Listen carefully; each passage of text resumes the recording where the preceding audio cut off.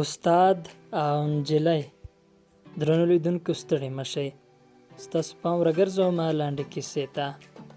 یاسمین د کورنۍ له ډېر ټینګار او نیوکې سربیره ونه منله چې د پوهنتون له خلاصېدو مخکې واده ته زړه ښه کړي. هغه د تره زوی ته په نوم شوې وه. د هغوی لخوا تدي وه چې واده د ژر وشي، او دا استدلال به یې کوه چې پوهنتون ته خو له واده وروسته هم تللی شي. خو یو دلیل او خبرې هم ونشي کړی یاسمین راضي کړي چې واده ته غاړه کېږدي، ځکه پوهنتون یې په خلاصېدو و. کله چې د فراغت مراسم پای ته ورسېدل نو نور هغې ته د واده او د ځنډولو بهانه پاتې نه شوه. د واده نیټه یې وټاکل شوه او ورته تیاری نیول پیل شول.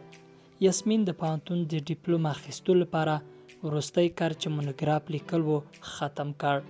اوس یوازې د لارښود استاد موافقه پاتې وه چې مونوګراف یې د قبلېدو وړ وګرځي، او یاسمین خپل ډیپلوم چې لویه هیله او ارمان یې و ترلاسه کړي. هغې نوې جامې واغوستې او پوهنتون ته روانه شوه. د تیرو کلونو خاطرات یو په بل پسې سترګو ته کېدل.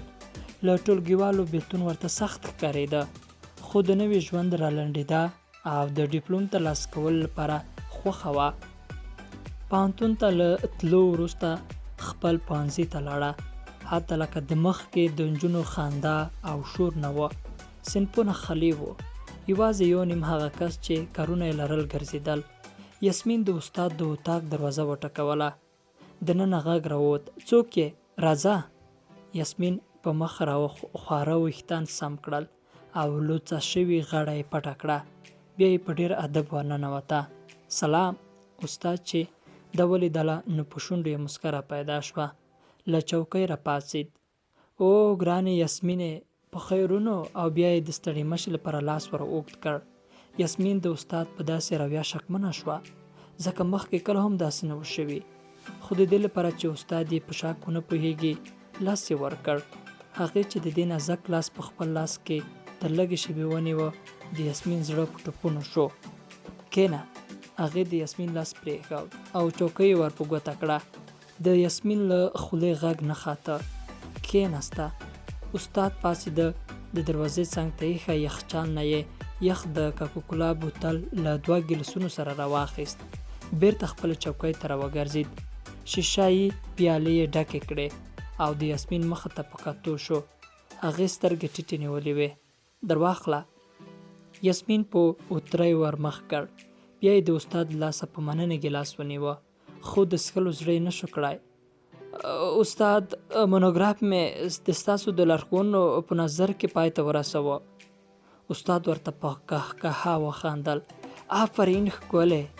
او دې خبرې سره د یاسمین له لاسه ګیلاس وغورځېد. په کاش چې تورې اوبه تویې شوې، خو ګیلاس روغ پاتې شو. د ښکلې کلمې اورېدو ښکاروله چې استاد د څه کولو نیت لري. اوچته شوه. استاد هم ودرېد. پروا نه کړې، را دې خوښه چې زه یې وچ کړم. او له دې سره یې خپل لاس د هغې په مټه کېښود. د یاسمین وجود ورېږدېدو ونیوه. استاد دا ځان ته ورلانډه کړه.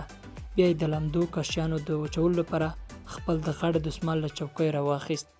یاسمین ژر له دستکون نه مونوګراف راوایست او هغه ته یې په میز کېښود، او ویې غوښتل چې په بیړه کار خلاص او بیرته ستنه شي. استاد چې ځای وچ کړ نو راپاڅېد. مونوګراف ته یې معمولي وکتل او راجګ یې هم نه کړ. نن ته مې ډېر صبر کړی. مونوګراف ته تمام کړی، خو زما کار نه دی تمام. یاسمین حیرانه پاتې شوه.